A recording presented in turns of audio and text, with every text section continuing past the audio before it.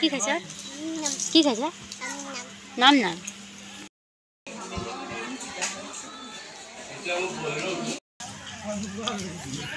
বাও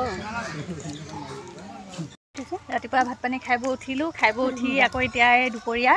ওলাই আহিছোঁ ঘৰৰ ওচৰতে মানে বোৱাৰী এজনী 9 মাহৰ জলপান খোৱা আছে গতিকে মাকো নিমন্ত্ৰণ কৰিছিলোঁ যিহেতুকে মা নাই এয়া বোৱাৰীয়ে মই আহিছোঁ ছোৱালী স্কুলৰ পৰা আহিয়ে পোৱা নাই এতিয়া 12টা বাজিলে ওলাই আহিছোঁ ইয়ালৈকে বুলি আৰু নাম লৈ আছে নাম লোৱা শুনিয়ে দেখিছে নাই ছোৱালীয়ে কি হাত চাপৰি বজাই আছে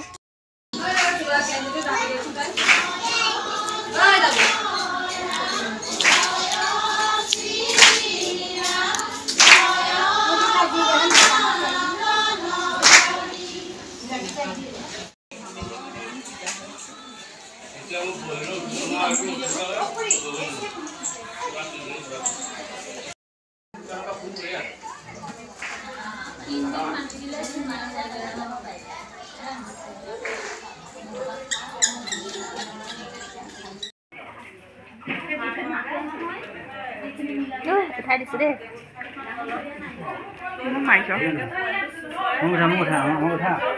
আপুনি সিফালে মোক কৰিলে আৰু ৰান্ধনি খাললে এই চাহ মানুহজনী চাহ কেনেকৈ লুকাইছে চাহ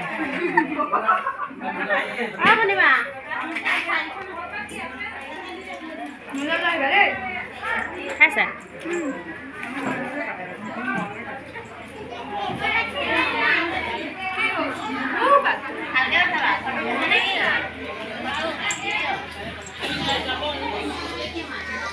বাটো যে হাত উঠি খাইছে যে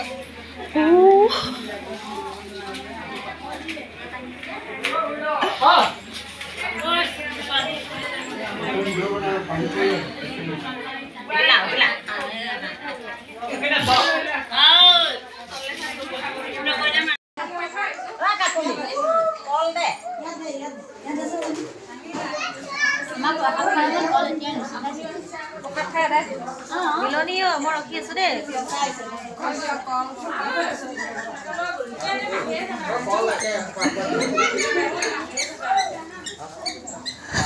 মিলনিজনীক দেখুৱাই আছো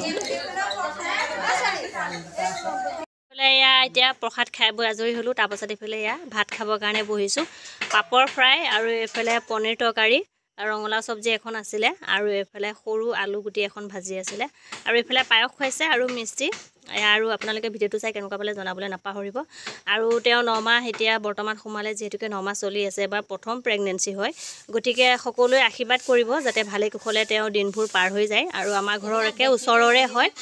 গতিকে ভিডিঅ'টো চাই কেনেকুৱা পালে জনাবলৈ নাপাহৰিব আৰু যি ভিডিঅ'টোৰ পৰা এতিয়া বিদায় লৈছোঁ কাইলৈ পুনৰ এটা ভিডিঅ'টো লগ পাই আছোঁ আৰু আমাৰ টাকলিয়ে দেখিছেনে পাপৰ খাই আছে বাই বাই